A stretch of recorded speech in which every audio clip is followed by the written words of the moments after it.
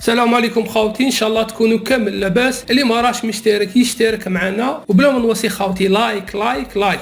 السلام عليكم، اتمنى الجميع بخير. متابعينا الكرام، اليوم المروك دار الاستثناء والعالم كامل راه يضحك عليهم لانهم صاروا اول منتخب يدير احتفالات ضخمه بعد الوصول الى المربع الذهبي وبدون تتويج. لكن مش غير على هذه التبهديله برك حطيت لكم هذا الفيديو، لكن قبل ما نكمل ديروا لايك، على بالي راح يسينيالوني. المهم خاوتي، الفضيحه تاع الصح هي انه السلطات المروكيه دارت اليوم المستحيل باش تقلد احتفالات الجزائر بكاس افريقيا وكاس العرب، حتى انه راهم راحوا سلفوا حافله مكشوفه من اسبانيا باش يديروا احتفالات كما تاع الجزائر. لكن الفضيحه الكبيره هي انه ما كاش كاس باش يحتفلوا بها ويصوروا بها قدام الغاشي قدام العالم. وحتى ميميسيس عرضهم ودير معاهم تصاوير زعما يقلد في الرئيس تبون وشنقريحه اللي داروا صور مع اللاعبين تاعنا في كاس العرب. لكن الفضيحه مساكين ما عندهمش كاس يصوروا بها مع الملك تاعهم. على هذه خاوتي راني خدمت لهم هذه الصوره، شفتهم يهضروا بزاف على البنان تاع الاستقبال، درت لهم هذه الصوره بالبنان، وثاني غاضوني كي شفتهم مع الملك تاعهم ما عندهمش كاس يصوروا بها. خدمت لهم الصوره هذه، درت لهم فيها بوطه، هما كامل يصبحوا على الغاز، درت بوطه تاع الغاز، درت لهم بوطه في بلاصه الكاس. لا غالب ما جابوش كاس، ونجيبوا كاس وتوجوا ما نديروا لهمش بوطه ولا ني غالب.